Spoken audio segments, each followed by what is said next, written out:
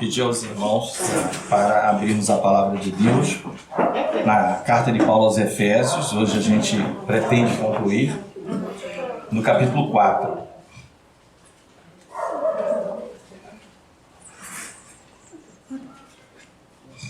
Vamos ler os versículos 1, 2 e 3.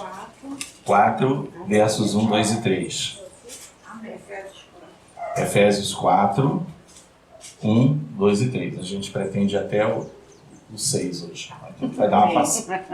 Nós vamos conseguir. Amém. Em nome de Jesus. Pelo louvor, né? Marchando. E vai terminar na guerra mesmo. Efésios 6 é a armadura de Deus. Amém. Então fechou. Fechou. O louvor não foi por acaso. Né? Amém? Amém. Diz assim a palavra do Senhor nosso Deus: rogo-vos, pois eu, o prisioneiro do Senhor, que andeis como é digno da vocação com que fostes chamados, com toda a humildade e mansidão, com longanimidade, suportando-vos uns aos outros em amor, procurando diligentemente guardar a unidade do Espírito no vínculo da paz. Amém? Amém. Irmãos, podem sentar. Glórias a Deus. Dando continuidade aos nossos estudos, a minha Bíblia é a versão revista e corrigida, e a que eu estou aqui em mãos é a revista e atualizada. Mas a RA, algumas pessoas têm a nova tradução na linguagem de hoje e outras têm a NVI, são as 4 mais utilizadas. Né? Eu particularmente gosto mais da revista corrigida do pastor é King James. King James, né? Que não é a 1611, né? Não, 1611. É a 1611, né? Que tem a mais recente. Amém? Então existem algumas pequenas diferenças nos versículos, mas o conteúdo é o mesmo. Amém? Então a gente viu, irmão, só assim de maneira muito resumida, nos 2 primeiros encontros do domingo, o que é que nós vimos? Nós vimos Paulo falando da igreja, o mistério da igreja. A igreja era um mistério, né? Hoje é mais fácil entender, mas naquela época era um mistério essa questão de igreja. Nós vimos aonde nós estamos assentados, em regiões celestes, nós vimos isso. Nós vimos que foi um trabalho que Deus já tinha feito antes da fundação do mundo, estava revelando agora. Né? Nós vimos a atuação do Pai, do Filho e do Espírito Santo nesta obra, o Espírito como selo, o Filho como aquele que derramou o seu sangue e nos deu remissão e redenção, ou seja, ele paga o preço na remissão e a redenção ele nos liberta. Né? São palavras intercambiáveis. Às vezes nós usamos redenção como remissão, porque no final dá no mesmo. Não faz sentido você remir um escravo sendo pago e ele diz assim: não, eu quero, tá tudo pago, mas eu vou ficar na cadeia. Né? Então remissão está pago, redenção, liberdade por consequência. Né? E vimos que o plano do Pai atuando. Né? Nós vimos o versículo-chave no capítulo 2. Esse, acho que a irmã Luana não estava nesse domingo, né? Aquele versículo-chave: pela graça sois salvos, mediante a fé, isto não vem de vós, é dom de Deus. Né?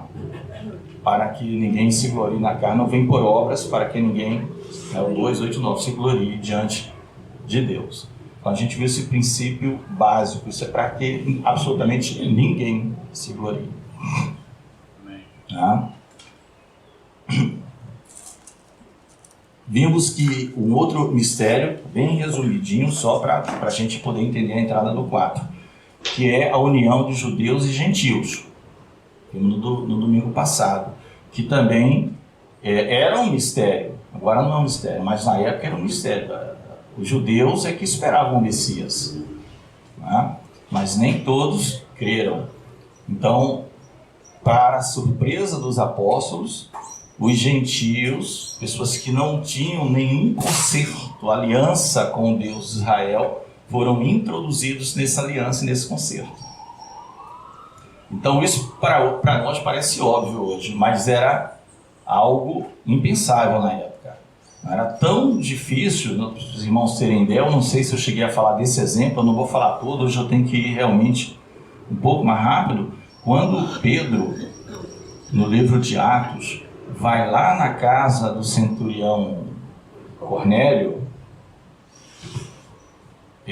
para ele ir, ele teve, tanto Cornélio quanto ele tiveram que ter intervenções divinas, para ter fé, né? Cornélio via lá o anjo, só manda lá chamar Pedro, e Pedro, por sua vez, viu aquele lençol em 4 pontas com animais imundos, porque existia na lei os animais que se podiam comer pelos judeus e os animais que não se podiam comer.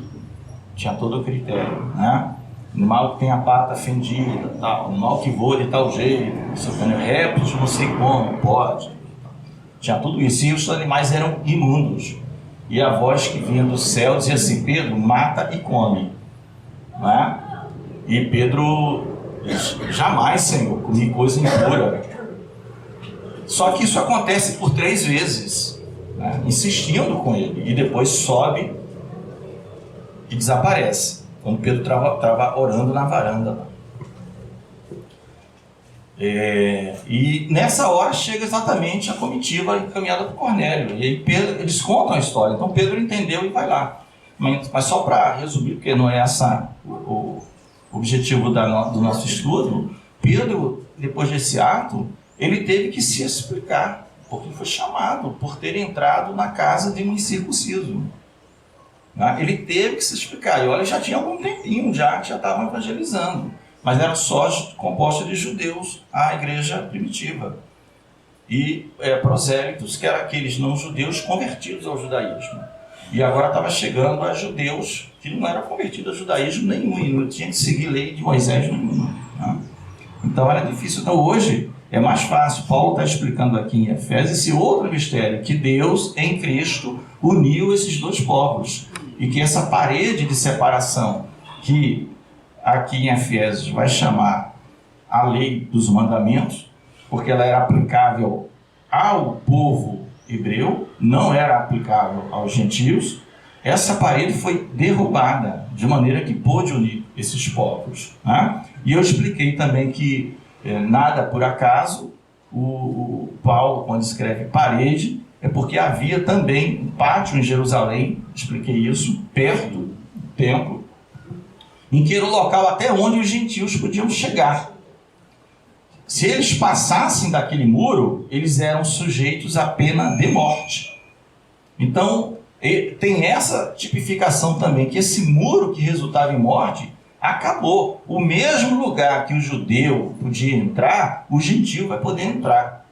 Eles são introduzidos nessa aliança. Claro que para os gentios foi uma grande festa. Quando isso era anunciado nas cidades, eles pulavam de alegria, por saber que o Deus de Israel os incluiu na aliança, e não foi de hoje, era algo que estava previsto há muito tempo. Né?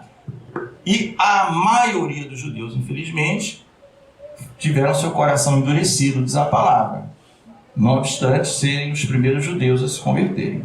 Aí do capítulo 4 em diante, que é o que a gente vai ver, a gente começa a ver uma mudança na carta, porque agora ele vai começar a falar das nossas responsabilidades, porque as 3 primeiras são bastante,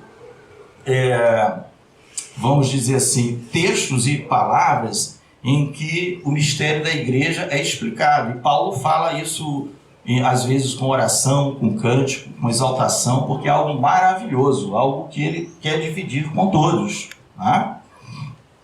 Eu queria só fazer uma dúvida minha.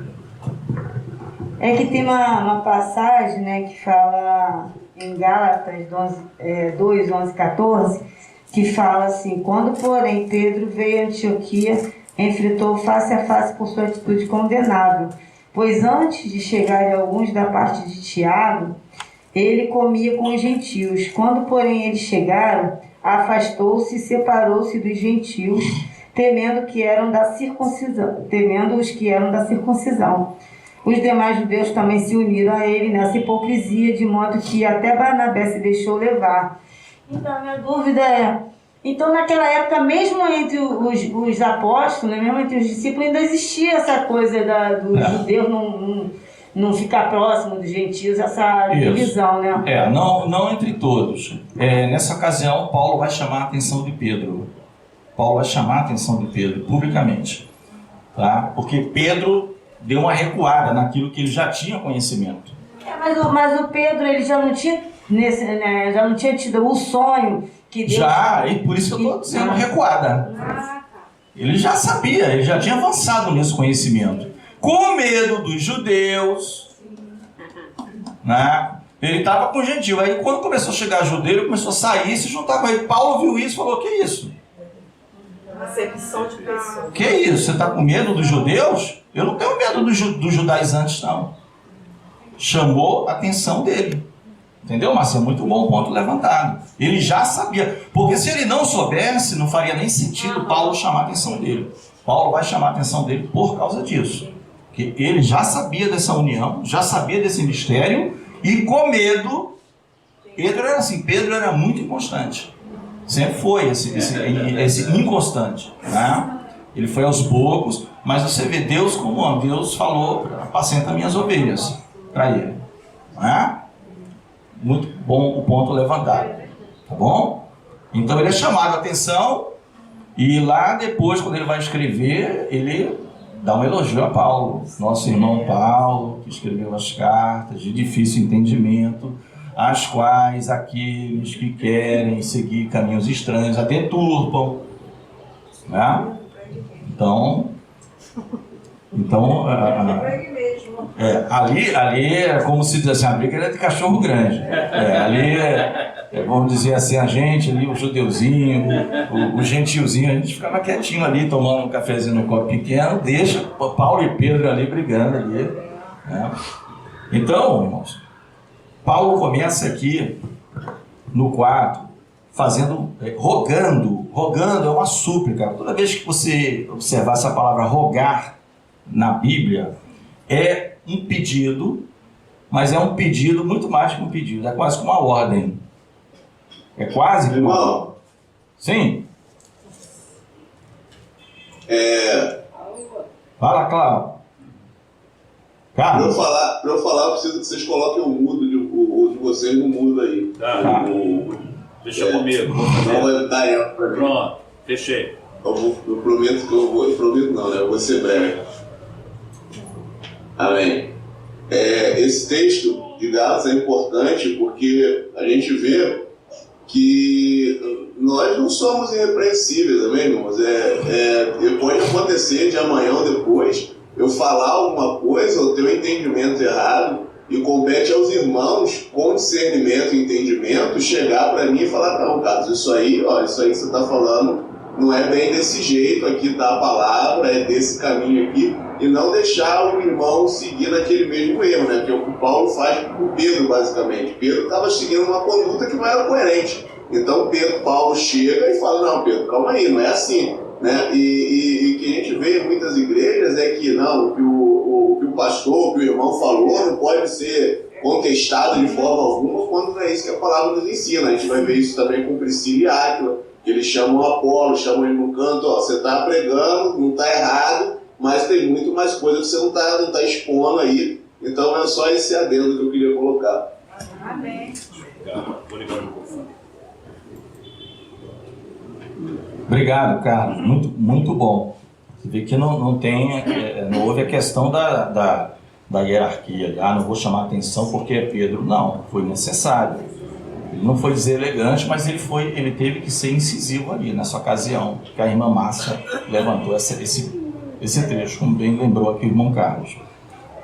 Então o apóstolo aqui, quando ele fala rogos, é um pedido, quase que uma ordem, tá? Que agora ele começa a dizer que andeis de modo digno da vossa vocação. Esse andeis de modo digno é a forma de viver, né? A nossa forma de viver agora, sabendo quem nós somos, igreja, tudo que aconteceu conosco, tudo que o Pai preparou para nós, todas as bênçãos, né? Que somos salvos pela graça, por meio da fé, que não vem de vós, tudo de Deus, não vem de obras. Ele fala agora do nosso comportamento, para que nós sejamos dignos da nossa vocação. Qual é a nossa vocação? A nossa vocação é não permanecer nessa terra, a nossa vocação é celestial. Nossa vocação é sairmos daqui e irmos morar com o Senhor. Essa é a nossa vocação. Cidadãos dos céus. Então, andemos de maneira digna dessa vocação. O apóstolo começa a dizer. E ele fala aqui, logo em seguida, de humildade e mansidão. Né? Isso lembra lá Mateus, né? 11, quando o Senhor Jesus, acho que 11, 28, diz assim: vinde a mim, aquele convite pessoal, vinde a mim todos vós que estáis cansados e oprimidos ou sobrecarregados, dependendo da sua versão, e eu vos aliviarei. Tomai sobre vós o meu jugo, né? Tomai sobre vós o meu jugo e aprendei de mim. Ele é o professor. Aprendei de mim, que sou manso e humilde de coração, e encontrareis descanso para as vossas almas, porque o meu jugo é suave e o meu fardo é leve. Então, esse humildade e manso, características do Senhor Jesus. Aprendei de mim, que sou manso e humilde de coração. Paulo vem lembrando isso para os seguidores de Cristo. Vocês aprenderam de alguém que é manso e humilde de coração. Então, seja uma cópia dele. Você não é o original, você não é ele, mas você vai ser uma cópia dele. Manso e humilde de coração. Não é? Outra coisa que está no versículo 3 é a palavra diligentemente. Aguardar a unidade. Do 1 ao 6 vai falar tudo de unidade. Unidade, unidade, unidade. Diligentemente, né, é o oposto de negligente. Diligente é o oposto de negligente. Quem é diligente é aquele que é cumpridor, regular das suas obrigações. O negligente é aquele que é disperso. Um dia ele faz, outro dia ele não faz. Uma semana ele faz, 2 meses ele não faz. Né? Lembra daquele trecho lá em Hebreus, né, que diz que há uma advertência logo no começo? Né? Sabendo de tudo isso, como podemos negligenciar tão grande salvação? Que é o oposto de diligente. Então, já sabendo que Jesus Cristo está acima de tudo, é a expressa imagem de Deus, lá em Hebreus diz isso, ele é a expressa imagem de Deus, o Pai, e está superior a anjos, a tudo, a Moisés, a Josué, a quem você possa imaginar, e que tem anjos trabalhando em nosso favor. Como poderemos nós negligenciar tão grande salvação? Aquela coisa meia bomba, mais ou menos, não podemos. Temos que ser diligentes. Amém? Amém. Então, aqui nesse capítulo fala da unidade. Só corpo, um só Espírito, só Senhor, uma só fé, um só batismo, um só Deus. Mas fala unidade. Não é uma igreja que tem deuses diferentes, senhores diferentes, espíritos diferentes. Amém? Amém. Não vou entrar no ponto que eu poderia entrar, que é a questão que é o mais complexo daqui, que é o um só batismo. Existem discussões sobre que batismo é esse. Mas isso aí dá outro estudo. Essa carta é popular. Eu vi isso aqui. Eu não vou fazer, porque senão não acaba hoje. A gente vai acabar aqui. Mas se não voltem outra vez aí em Efésios na sua carta de novo. E a gente pode conversar andando aqui também, se quiser. No café, no intervalo, nos cursos. O que é aquele um só batismo? Aí eu vou dizer as diversas linhas que tem sobre esse um só batismo. Tá? Mas o pessoal da internet vai querer saber. Vai querer saber. Aí só vai ter que falar. Não, aí em outra ocasião eu vou falar. Tá bom? Dito isso, agora a gente vai tratar do ministério e do serviço dos santos, né? Porque é do 7 ao 16. Do 7 ao 16. Tem um assunto complexo, talvez o Carlos vá falar alguma coisa também. Que diz assim, mas a cada um de nós foi dada a graça conforme a medida do dom de Cristo. Por isso foi dito, subindo ao alto, levou cativo o cativeiro e deu dons aos homens. Ora, isto, ele subiu, que é, senão que também desceu às partes mais baixas da terra. Isso é uma remissão ao Salmo 68. Salmo 68 profetizava isso. Tá? Só que no Salmo 68, fala o que todo rei fazia. O rei vencia, levava ou trazia cativo os cativeiros e tomava todos os despojos. Aqui ele faz um pequeno detalhe, que o rei Jesus, ele veio, ele venceu, ele levou cativo o cativeiro, que tem algumas linhas que falam que ele desceu ao Hades e levou todos que esperavam por ele, das gerações anteriores, né? Seria o compartimento do Hades, ou do Hades, como gosta do pastor Alan, onde estão os salvos, os ímpios ficam por lá, aguardando, né? E levaria para algum lugar. Bom, já resumindo, seria tudo céu. E levaria tudo aquilo que nos escravizava. E Jesus veio para isso. Medo da morte, angústia, dor, tudo isso ele levou cativo. E não tomou nossos despojos, pelo contrário, ele nos deu dons, ele nos deu presentes para a edificação do corpo. Quais são os presentes? A palavra diz que ele deu uns para apóstolos, outros para profetas, outros para evangelistas, outros para pastores e mestres. Né? Aqui a maioria entende a palavra dom não como dom espiritual, mas dom como um presente para a igreja, já que o assunto é igreja, para aperfeiçoamento dessa igreja, aperfeiçoamento dos santos.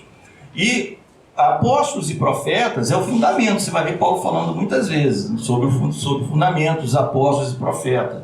E que tem, conforme Carlos pregou na última pregação, em que a Val fez o estudo bíblico que o Carlos pregou, vê que apóstolos e profetas é o fundamento, mas não são eles quem sustentam o edifício, né? Existe a pedra angular, pedra de esquina, que é o Senhor Jesus.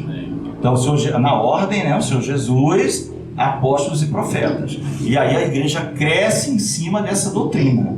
E nós somos os tijolinhos, as pedras lá que Pedro fala, né? Do edifício, para que o edifício cresça.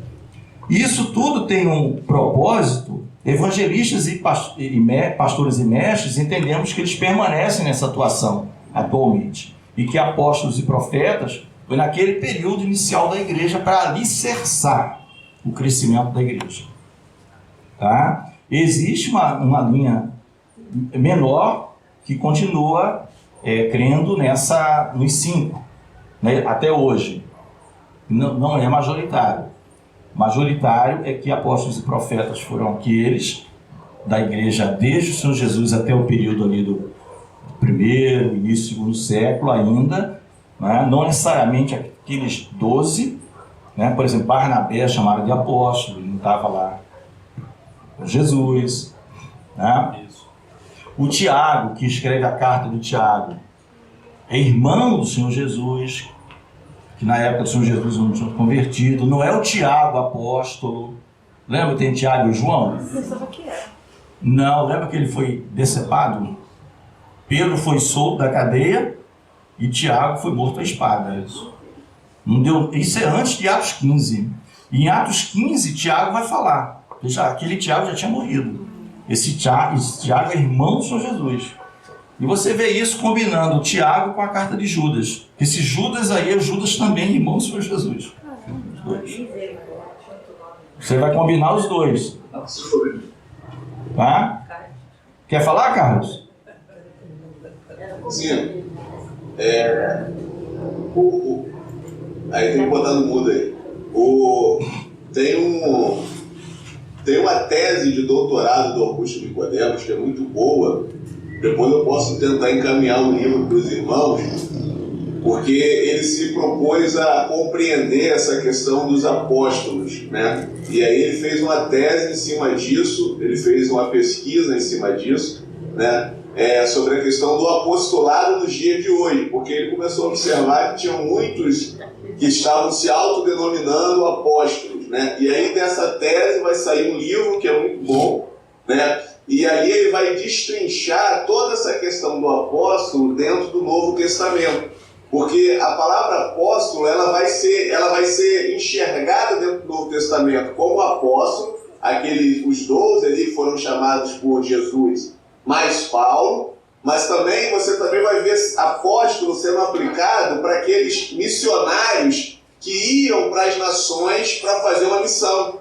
Então você também tem apóstolo no sentido de missionário. Hoje nós chamamos de missionário, mas alguns dos apóstolos que nós lemos, como foi o caso de Barnabé e Paulo, naquele momento ali, o apóstolo não quer dizer apóstolo de Cristo, mas apóstolo no sentido de missionário, de enviado e comissionado numa missão para levar o evangelho a uma outra nação, a um povo de outra língua. Aí, como o irmão falou sobre apóstolo, é bem interessante isso, porque ele vem trazendo toda essa questão do apostolado que, como a gente fala, né? A gente sempre olha para trás para entender o que está acontecendo. E essa ideia, esse novo movimento apostólico, se é que a gente pode chamar assim, ele surge recentemente.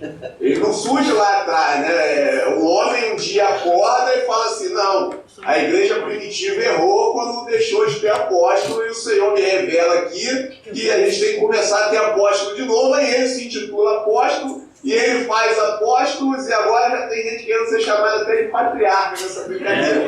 Então, assim, é um livro muito interessante, né, que ele, o reverendo Augusto Nicodemos, ele vem fundamentando como que isso funcionava, quais são as diferentes interpretações da palavra apóstolo dentro do Novo Testamento e a loucura que as pessoas estão vivendo no dia de hoje.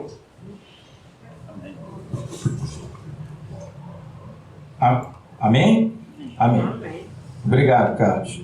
A contribuição aí do livro do Dr. Augusto Nicodemos. Então é isso. Hoje, o nosso entendimento é que permanecem evangelistas e a expressão pastores e mestres, existem algumas linhas que entendem que pastor é uma coisa, mestre é outra, mas a maioria entende que pastor e mestre é um ofício dado a um homem. Ele apacenta ovelhas, né, nas suas necessidades, e ele é mestre no sentido quando ele ensina as ovelhas. Então ele está como mestre ou doutor da palavra, né? Então ele está ensinando. E ele está pastoreando quando ele está apacentando ovelhas, o trato com a ovelha, a dificuldade da ovelha. Pastores e mestres, uma coisa só. Existem alguns que fazem, poucos fazem divisão. Pastor é um e mestre seria aquele que estaria sempre num seminário ensinando, por exemplo. Mas não é, o nosso entendimento é que é isso. Isso tudo tem um propósito. O propósito é que está no versículo 14, para que não sejamos mais meninos inconstantes. O objetivo é esse. Porque havia uma introdução sempre de doutrinas vagas, né, que deixavam o povo inconstante. Então, quando vem essas autoridades de Cristo, eles vêm e organizam para que as pessoas deixem de ser meninos inconstantes, que é normal da meninice, e passem a ser adultos em Cristo, passem a crer só em Cristo, na cruz de Cristo, como Paulo faz isso em Coríntios o tempo todo. A defesa dele é pregar Cristo, Jesus crucificado, Cristo, Jesus crucificado, e não fiquem seguindo outras coisas, né? Porque uma criança é bem mais fácil você enganar do que um adulto. Então o objetivo é esse. Do versículo 17 até o 32, ele vai falar da questão da santidade cristã. Então os irmãos já estão vendo que, diferentemente das primeiras duas, em que há o enaltecimento da igreja como um grande mistério, agora temos que ver a nossa parte, não é? Não é que a nossa parte ela seja uma balança fiel que vai equilibrar a parte de lá. Nem existe isso. A parte de lá é infinitamente. O que Deus fez por nós é infinitamente. Isso aqui é o mínimo que a gente pode tentar fazer, né? Buscar, ter como um alvo. Vai falar da santidade cristã. E aí não mais andeis como os gentios na vaidade de sua mente, separados da vida de Deus, porque nós somos ligados a Deus novamente por aliança, né? Então a gente não pode andar como sendo insensível às coisas de Deus, porque eles, sendo insensíveis à palavra de Deus, eles cometem toda sorte de impureza. E vem uma palavra bem interessante, com toda avidez. Essa palavra avidez é bem interessante, porque avidez seria mais ou menos aquela pessoa com 5 dias com fome e encontra ali um prato de comida ali. Nem interessa qual é o prato de comida. Ele está 5 dias sem comer, ele vai comer prato, garfo, tudo, né? Então, o que o apóstolo está aqui dizendo é sobre que os ímpios andam com essa avidez. Eles não cometem de uma maneira, com um deslize. É uma coisa voraz, né? Então, a gente tem que se despojar, outra palavra-chave, do velho homem e se revestir, que é o que está no 24, do novo homem, tá? Criado com a verdadeira justiça e santidade. E aqui, no 26, no versículo 26 do capítulo 4, tem sempre um versículo que deixa, às vezes, as pessoas querem saber um pouquinho, né? Como é que é isso? Tal. Que Paulo fala assim: irai-vos e não pequeis, não se ponha o sol sobre a vossa ira. Não, o que Paulo está dizendo assim como o próprio Senhor Jesus falou, que existem momentos que você não pode viver irado. Isso é forma de vida. Irai-vos e não pequeis não se vingue. Isso está em Romanos. Você vê, por exemplo, quem pode abrir Romanos 12, 19? Romanos, qualquer um, esse pastor aqui. Romanos 12, 19. Quem achar aí pode ler. Quem achar pode ler em alta voz.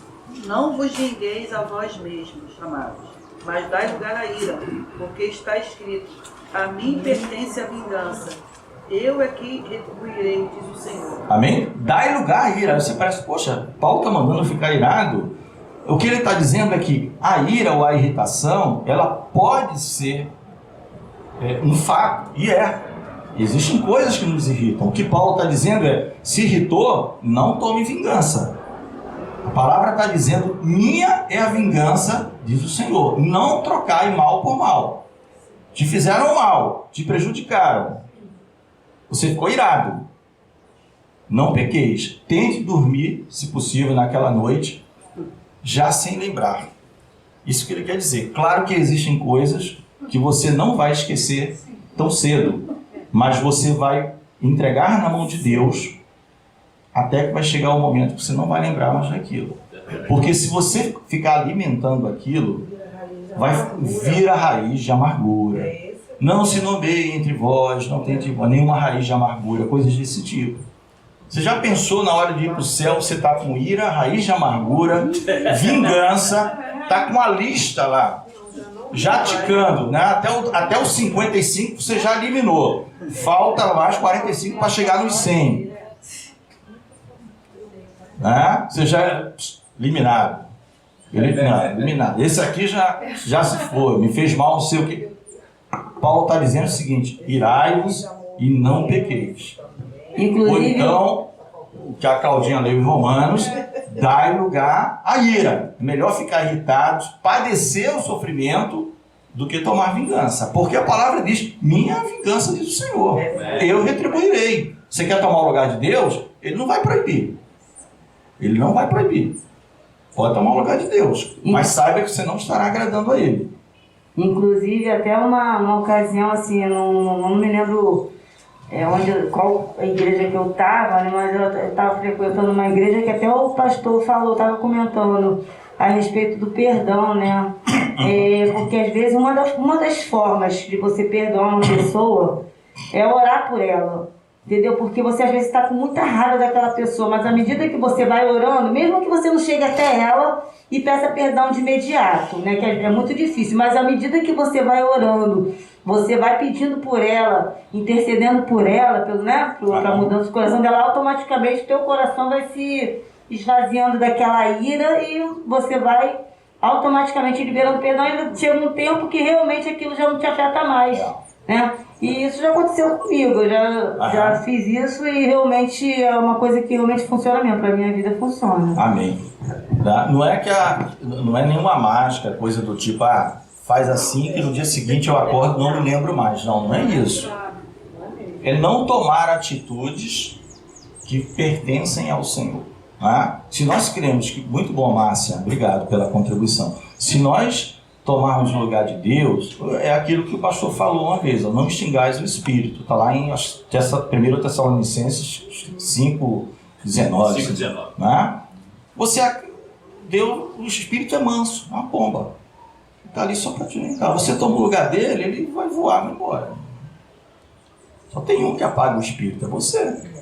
Você fica fazendo por você mesmo. Amém?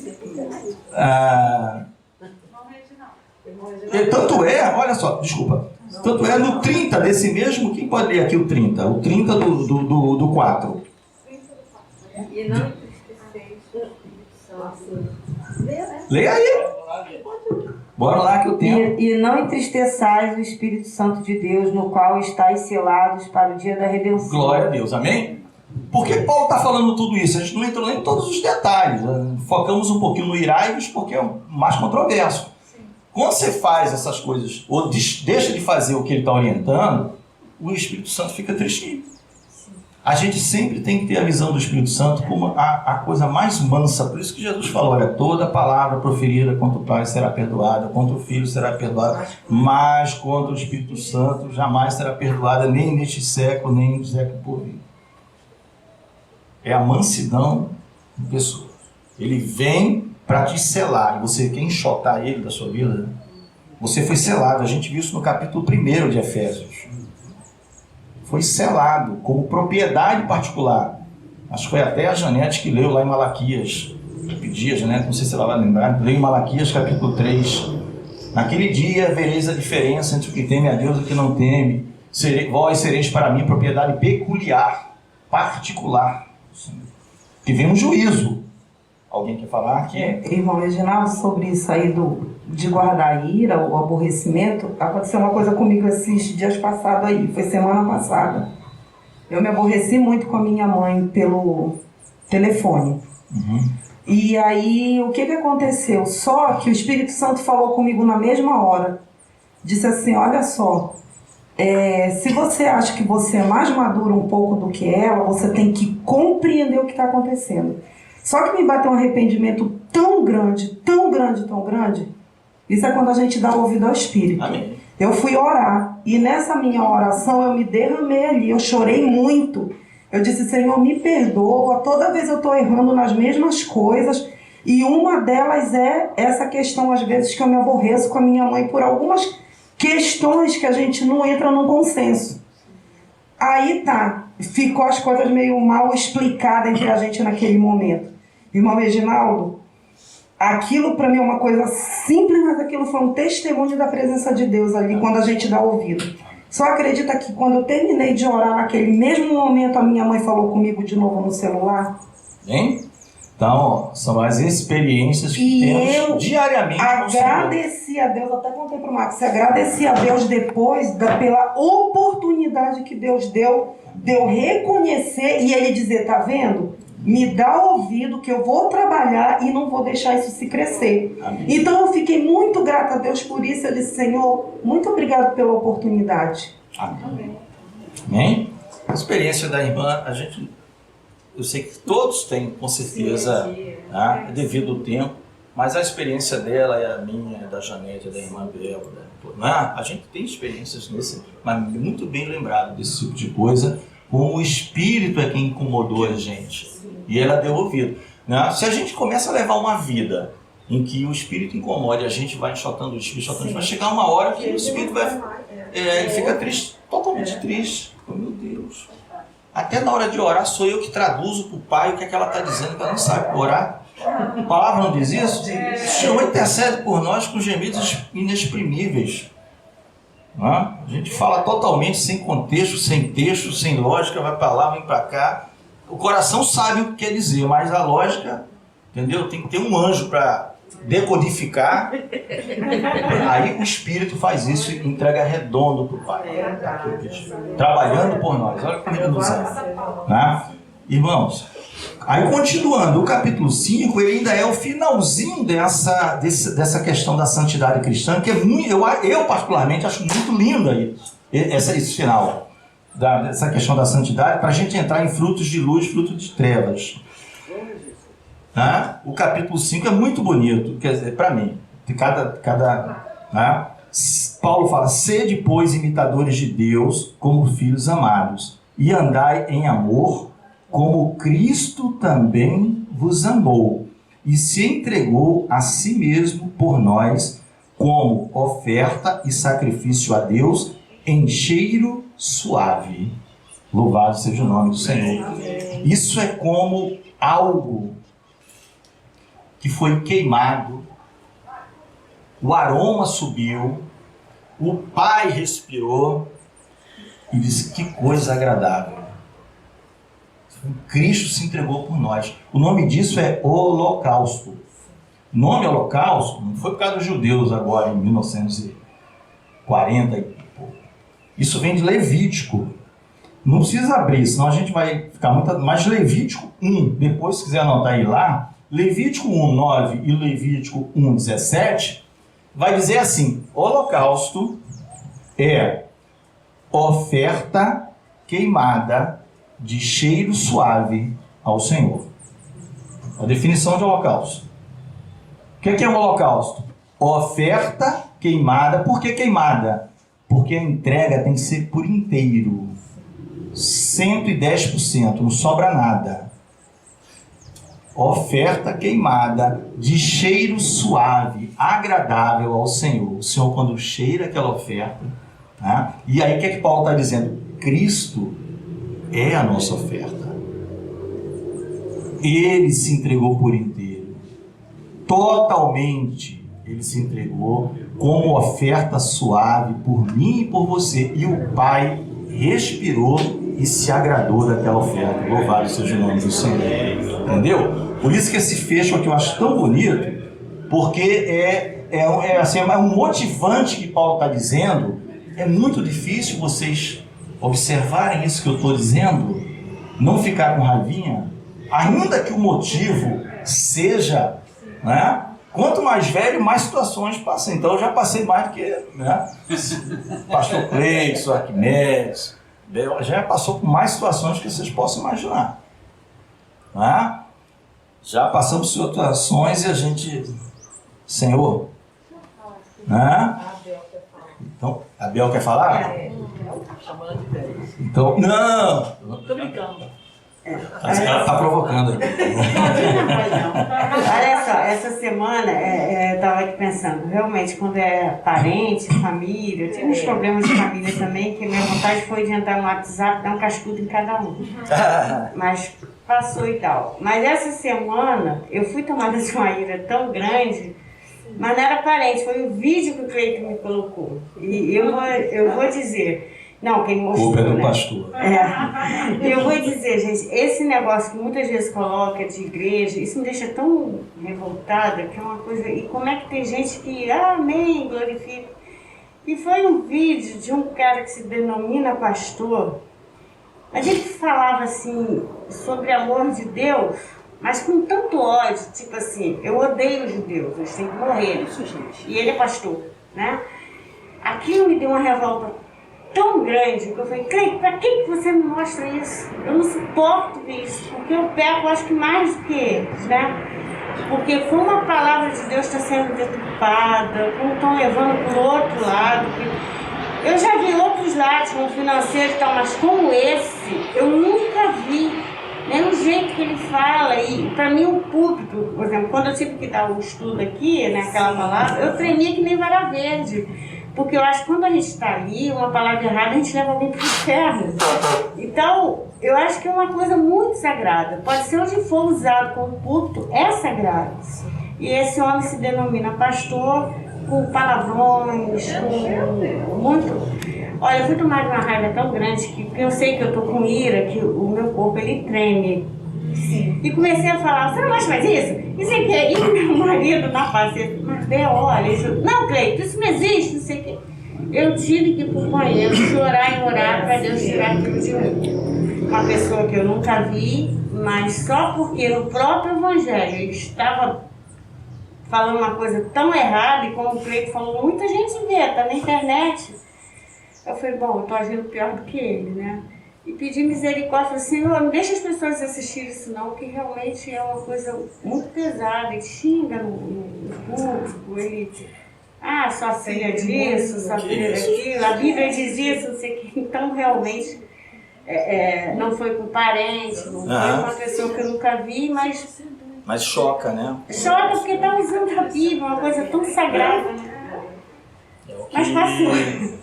É o que nós temos visto, até falamos em algumas ocasiões, a deturpação, né, da palavra é uma das formas do adversário das nossas almas, né, já que ele não pôde conter que a Bíblia fosse traduzida, ainda tem línguas para serem traduzidas, poucas, mas tem. Ele começa a deturpar, mudar foco, valorizações em outras coisas, com a própria palavra, né? Mas amém. Então, a gente terminou essa parte aqui mostrando para a gente ser imitador de Deus, né? Porque Cristo foi esse holocausto, amados. A oferta queimada de cheiro suave ao Senhor, né? Tem isso em Coríntios, 2 Coríntios, Paulo falando que eles também eram isso, eles levavam um bom cheiro de Cristo, tá? Aí, no próximo passo aqui, que vai do 5:3 até o 5:21, irmãos, é um confrontamento entre frutos da luz e frutos das trevas, né? Vou passar bem rápido, mas me chama a atenção, por exemplo, aqui, tem mais de um lugar, a questão da avareza. A avareza, porque o avarento, em mais de um lugar, diz que ele é idólatra. Ele, além de ser avarento, ele é idólatra. Por quê? Porque o Deus dele, na verdade, é o dinheiro. Por isso que ele é idólatra. Ele não ajuda ninguém, ele não contribui com nada, ele é idólatra. O Deus dele é... Inclusive, existe até eu creio que foi o Dr. Augusto Nicodemos em algum livro, não esse que o Carlos falou, que na Bíblia, você vai ver Paulo dizendo assim, nenhum...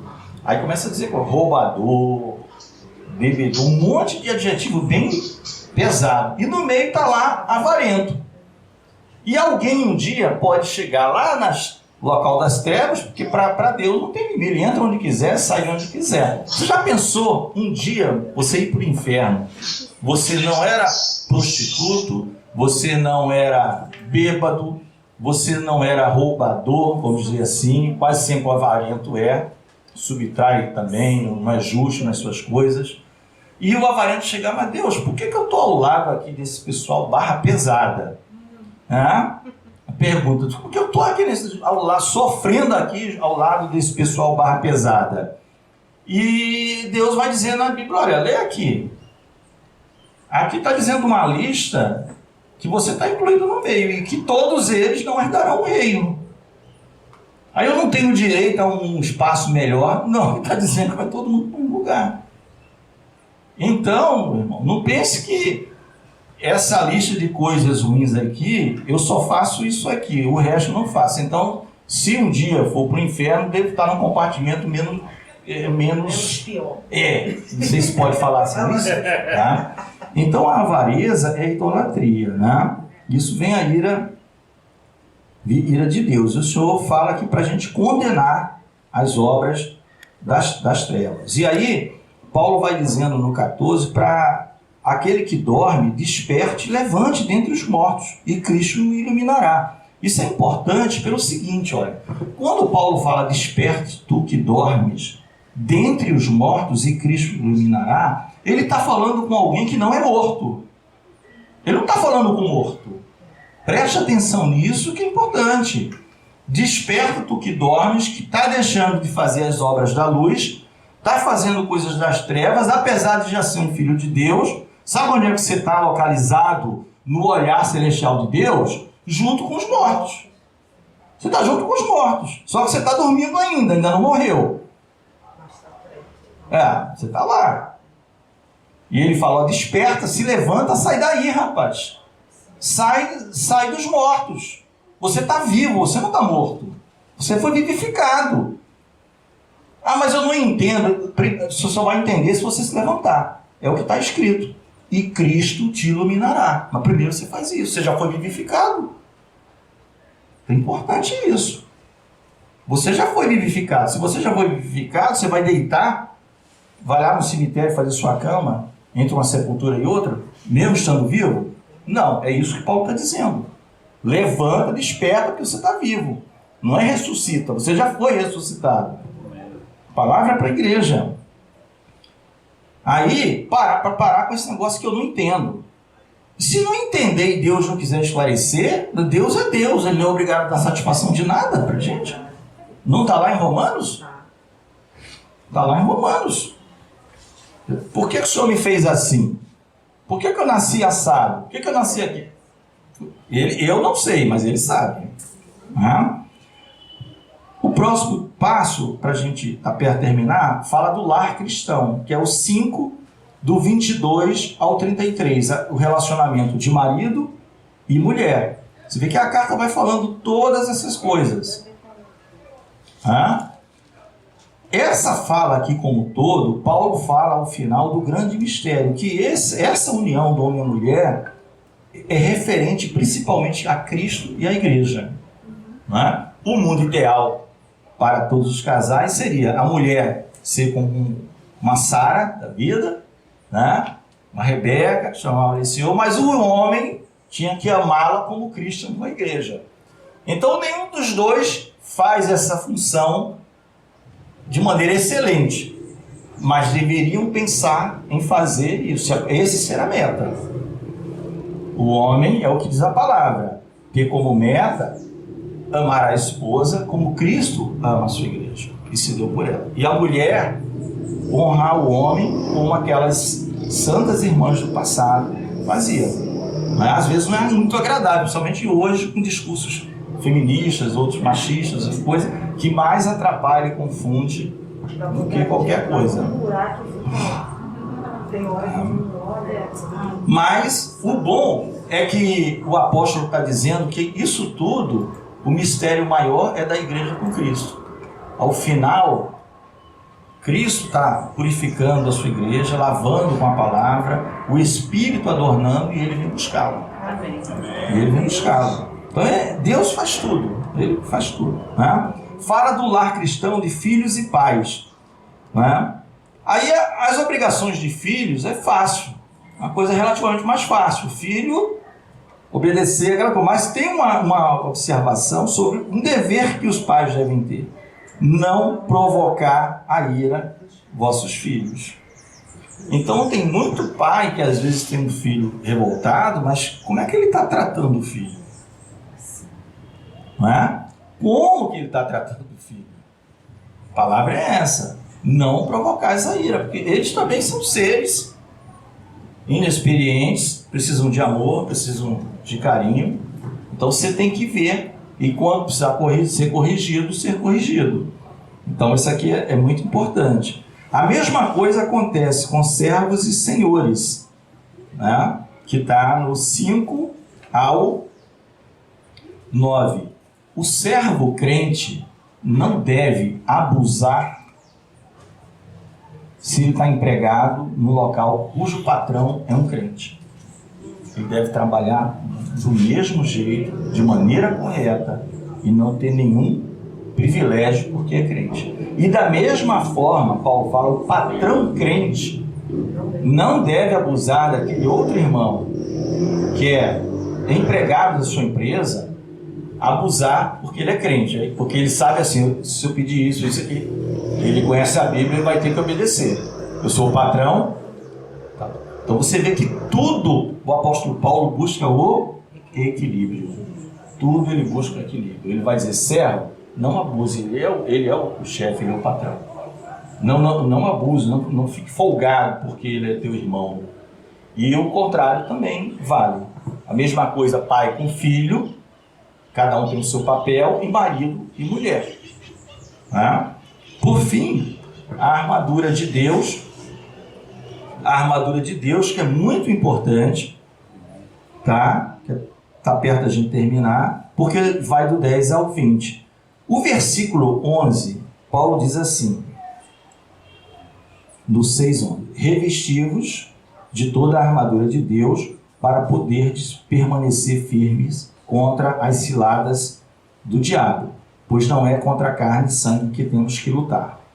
Aí alguém poderia perguntar: mas como que eu vou me revestir da armadura de Deus? Como é que eu faço para me revestir da armadura de Deus? A resposta, ela vem no versículo 13. Portanto, tomai toda a armadura de Deus. Você sabe o que quer dizer isso na prática? significa dizer que é uma grande mesa em que não falta capacete, não falta couraça, não falta calçado, não falta escudo e não falta espada para ninguém. Está tudo disponível para os crentes. Por isso que ele fala assim, tomai, eu não vou colocar na sua mão.